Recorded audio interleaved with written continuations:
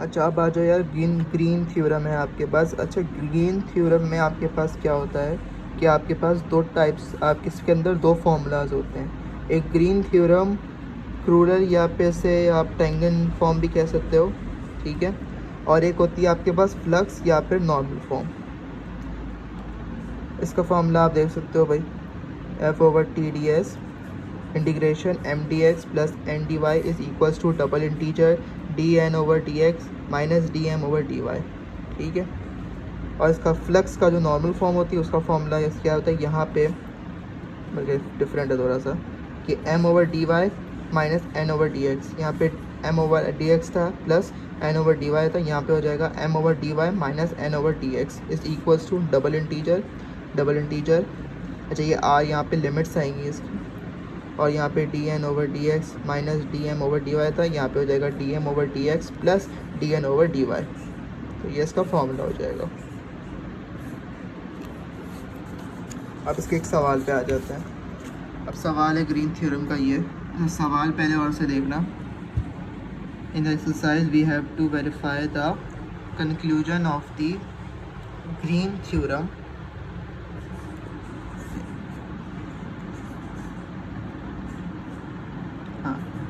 evaluate the green theorem in the both side of the equation 3 and 4 from the field f is equals to mi plus nj takes the domain of the integration in the case of the to the disk।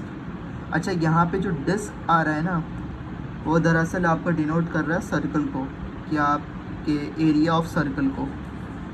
यहाँ लिखा हुआ है domain of the integration in the case of the disc. ये line बहुत important है, ये याद रखना। डिस्क से मुराद आपका सर्कल होता है। फिर एक्स प्लस वाई स्क्वायर और इसका एक हमें लिमिट्स दी हुई है। It is bound to the circle.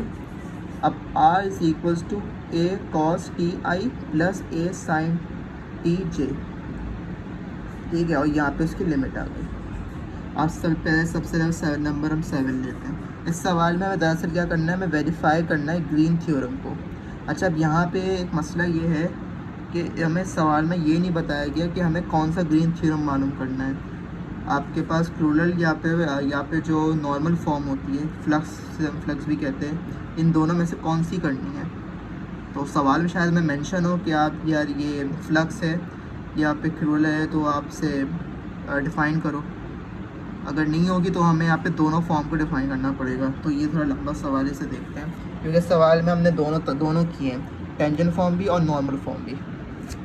सवाल नंबर 7 है। 7 क्या था, f equals to I Y I minus X J. अब हमारे पास इसमें देखो कि सबसे पहले हमारे पास यहाँ पे दिया हुआ है कि एम आई प्लस एन जे। तो आपके पास जो i की वैल्यू है वो m में आएगी और j की वैल्यू x में। तो i की वैल्यू यहाँ पे क्या है, m is equals to minus Y और n is equals to x, क्योंकि j में आ गया।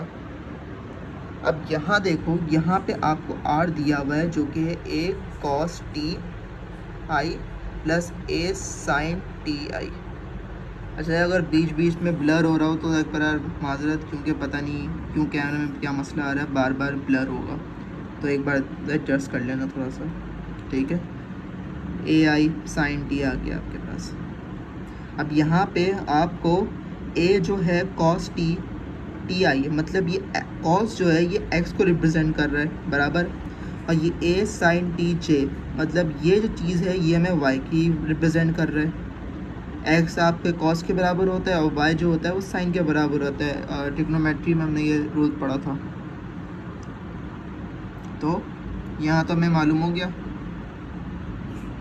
अब हम यहाँ पे आ जाते हैं सवाल पे। ये देखो, तो हमने m is equals to Y था, तो y हमने ले लिया माइनस, अच्छा माइनस हमें पहले से मौजूद था तो हमने माइनस a साइन टी लिख दिया। और n है, n is equals to a cos T, क्योंकि x था तो a कॉस टी आ गया। अब हमें डेरिवेटिव लेना है m/x का, ठीक है। अच्छा अब ये याद रखना, आप जो डेरिवेटिव ले रहे हो ना, वो इसके रिस्पेक्ट से मत लेना, साइन और कॉस के रिस्पेक्ट से नहीं। ऊपर जो हमारे पास m जो ऑफिशियल आया था ना कि m is equals to Y या एम इक्वल्स टू एक्स जो आया था हमें शुरू में ही, उसके रिस्पेक्ट से हमें डेरिवेटिव लेना है। इस m का डेरिवेटिव लेंगे हम x के रिस्पेक्ट से, जो कि ऑब्वियसली ज़ीरो ही होगा। फिर इस m का डेरिवेटिव लेंगे हम y के रिस्पेक्ट से, यानी dm/dy, जो कि आ जाएगा -1। फिर हम n पे आ जाओ, n का डेरिवेटिव लेंगे y के रिस्पेक्ट से, तो वो तो ज़ीरो होगा। फिर n का डेरिवेटिव x के रिस्पेक्ट से लेंगे तो 1 आ जाएगा। बस ये हमारे अपने सारी वैल्यूज़ को हमने असाइन कर दिया। अब हमें ग्रीन थ्योरम लगाना है। सबसे पहले हमने नॉर्मल फॉर्म को किया एस्टेब्लिश। नॉर्मल फॉर्म क्या था? f equals to N D S is equals to integration M D Y minus N D X is equals to double integer D M over D X plus D N over D Y, जो कि हमारे पास शुरू में formula मैंने दिखाया था video में। ठीक है, तो अब हमें इसकी सबसे पहले ये साइड, जो ये M D minus N D X, इस साइड को वेरीफाई करके आंसर निकाल लें, और फिर ये साइड का आंसर निकाल लें, और दोनों का आंसर लेफ़्ट हैंड साइड और राइट हैंड साइड बराबर होना चाहिए। पहले हम ये निकालेंगे M D Y minus N D X. अब m की वैल्यू क्या थी? अब m की वैल्यू हमें ये वाली नहीं, ये वाली रखनी है, जो कॉस्ट था साइन वाली निकाली है। m की वैल्यू क्या आई? a sin tx, a sin tx dy,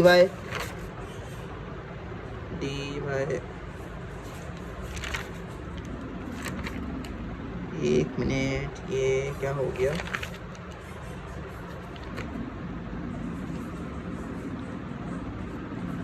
dy आ गया।